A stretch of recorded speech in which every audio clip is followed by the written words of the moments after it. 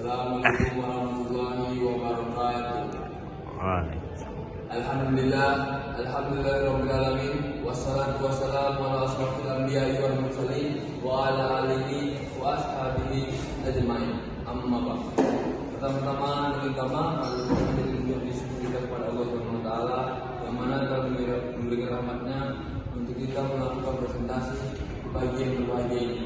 Dan tak lupa pula kita mengakhiri salam kepada Nabi Muhammad SAW yang mana telah membawa kita dari zamannya jahiliyah ke zamannya Islam. Baik, kami dari kelompok 5 akan mempresentasikan makalah tentang haji dan umroh. Yang pemateri pertama akan berlalu saya sendiri. Pengertian haji dan umroh. Secara bahasa, haji itu adalah al-qasdu, pergi menuju ke suatu tempat. Menurut Darul Inatan, haji dapat dibaca fathah. Huruf haji itu dapat dibaca dengan kasrah. Sebagian ulama berpendapat secara bahasa haji berarti pergi menuju objek yang diagungkan. Menurut istilah, haji berarti pergi menuju rumah Allah yang suci untuk menunaikan ibadah tertentu dengan syarat-syarat tertentu. Sementara umrah dibaca baik dibaca sebelumnya umroh maupun dibaca fathah, umumnya dengan umroh. Secara bahasa berarti berkunjung atau mengunjungi tempat yang ramai. Menurut istilah, umroh berarti pergi menuju Baitullah yang suci di luar waktu pelaksanaan ibadah haji untuk melaksanakan ibadah tertentu dengan syarat-syarat tertentu. Haji merupakan rukun-rukun Islam kelima yang menjadi penyempurnaan keislaman seseorang. Tanpa haji, keislaman seseorang dipandang kurang dan tidak sempurna. Jika diibaratkan bangunan, haji merupakan bangunan yang dibangun di atas 5 pilar. Kelima pilar itu menopang secara bersama-sama bangunan di atasnya. Jika salah satu pilarnya roboh, bangunannya atau dasarnya akan mengalami kerusakan pula. Demikian juga Islam, dibangun dari 5 pilar yang disebut dengan rukun Islam. Jika salah satunya diabaikan, bangunan Islam pada diri seorang akan mengalami kerusakan. Mungkin sekian dari pengertian haji dan umroh. Yang pemateri selanjutnya bisa melanjutkan tentang perbedaan haji dan umroh. Pada pemateri selanjutnya silakan melanjutkan. Baik, di sini saya akan menjelaskan tentang perbedaan haji dan umroh. Haji dan umroh merupakan dua syiar Islam yang sangat agung. Keduanya diperintahkan secara beriringan dalam satu ayat. Masih banyak umat Islam yang belum bisa membedakan antara keduanya. Ada kesan seolah-olah umroh merupakan bagian dari haji, padahal keduanya merupakan dua ibadah yang masing-masing memiliki ritual dan aturan berbeda. Haji berbeda dengan umroh dalam 4 hal, yaitu sebagai berikut.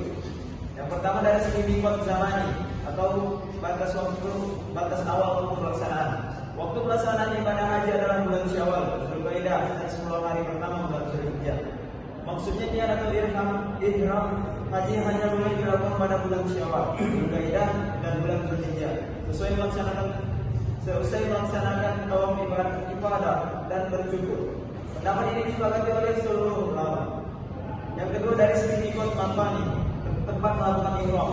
Perbedaan miqat makani haji dan umroh ini hanya berlaku bagi penduduk kota dan tidak berlaku bagi penduduk kota lain. Bagi penduduk kota Mekah, miqat makana hajinya adalah kota Mekah itu sendiri. Yang ketiga dari segi amaliyahnya. Amaliyah haji terdiri dari ihram haji, wukuf di Arafah, bermalam di Musdalifah, mabit di Mina, dan melontar jamrah, tawaf bidah, sa'i, dan bercukur atau tahallul. Sementara amaliyah umroh terdiri dari ihram umroh, tawaf, sa'i, dan bercukur atau tahallul. Dan yang keempat dari segi hukumnya, kewajiban haji telah diijma'kan atau disepakati seluruh ulama. Sedang umroh hukumnya dipersilakan menurut mazhab Syafi'i dan mazhab Hambali. Umroh hukumnya wajib, sedang menurut mazhab Maliki dan Hanafi hukumnya sunnah muakkadah. Baik, untuk materi selanjutnya bisa dijelaskan kepada saudara Bapak dan Ibu silakan. Syarat rukun dan wajib haji dan umroh. Pertama, syarat rukun dan wajib haji. Syarat haji. Syarat haji yaitu ada 6. Yang pertama, Islam. Orang muslim tidak wajib dan juga tidak sah melaksanakan ibadah haji dan umroh secara langsung. Demikian juga tidak sah orang non muslim yang membadalkan hajinya kepada orang muslim, sebab haji tersebut tidak sah dikerjakan sendiri oleh non muslim. Yang kedua, berakal sehat. Orang gila tidak wajib melaksanakan ibadah haji dan umrah, bahkan kalau ia melakukannya juga tidak sah. Yang ketiga, balik. Pasti balik pada laki-laki ditandai dengan salah satu dari dua peristiwa, yaitu mimpi basah atau usia 15 tahun. Sedangkan pada perempuan ditandai oleh salah satu dari 4 peristiwa, yaitu yang pertama haid, mimpi basah, hamil, atau mencapai usia 15 tahun. Yang keempat, merdeka. Dahulu ketika masih ada sistem perbudakan, budak tidak wajib melaksanakan haji sebab ia tidak memiliki harta, bahkan tidak memiliki dirinya sendiri. Yang kelima, jalan atau rute yang dilalui dalam keadaan aman.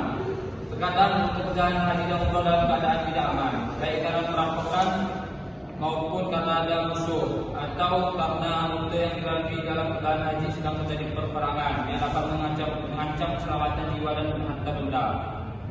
Yang terakhir, mampu menjadi faktor internal paling penting dalam penentuan seorang wajib melaksanakan haji dan umrah.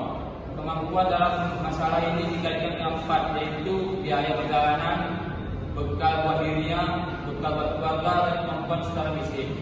Rukun haji yang pertama, ihram. Ihram adalah rukun paling mendasar sebelum melaksanakan ibadah haji. Ihram diartikan sebagai niat yang menyatakan kesungguhan seorang untuk melalui ibadah haji dengan mengenakan kain ihram. Yang kedua, wukuf. Rukun haji kedua adalah wukuf di Arafah. Ini merupakan puncak dari seluruh proses ritual ibadah haji. Pada 9 Zulhijjah, para jamaah berdiam diri di padang tanah Arafah, mulai dari tergelincirnya matahari hingga waktu subuh di tanggal 10 Zulhijjah. Yang ketiga, tawaf. Setelah melaksanakan wukuf, kemudian jamaah melanjutkan perjalanan menuju Masjidil Haram untuk melaksanakan tawaf ifadah sebanyak 7 kali. Yang kelima, tahallul. Setelah menyelesaikan sa'i. Yang keempat, sa'i. Rukun haji keempat adalah sa'i, yaitu perjalanan mulai dari Bukit Safa ke Marwah sebanyak 7 kali perjalanan. Perjalanan dimulai dari Bukit Safa dan diakhiri di Bukit Marwah. Yang kelima, tahallul. Sebanyak rukun haji yang harus dilakukan selanjutnya adalah tahallul atau memotong rambut. Tak sekedar memotong rambut, tahallul menjadi tanda selesai rangkaian ibadah haji. Yang keenam, tertib, yaitu melaksanakan rukun haji secara berurutan mulai dari ihram hingga tahallul. Jamaah yang tidak melaksanakan rukun haji dengan tertib, baik karena melakukan kesalahan, baik karena melalaikan salah satu dari rukun tersebut atau tidak menjalankan rangkaian ibadah dengan urutannya dengan benar, maka ibadah haji dianggap tidak sah. 3. Wajib haji. Wajib haji yang pertama, mabit di Musdalifah. Yang kedua, lempar jumroh Aqabah 7 kali. Yang ketiga, melempar 3 jumroh di hari Tasyrik, yaitu pada tanggal 11, 12, dan 13 Zulhijjah. Yang keempat, mabit pada malam Tasyrik, yaitu malam tanggal 11, 12, dan 13 Zulhijjah. Yang keempat, ihram. Yang kelima, ihram dari miqat.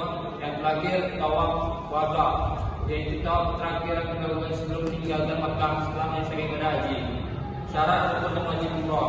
Syarat umrah yang pertama, Islam.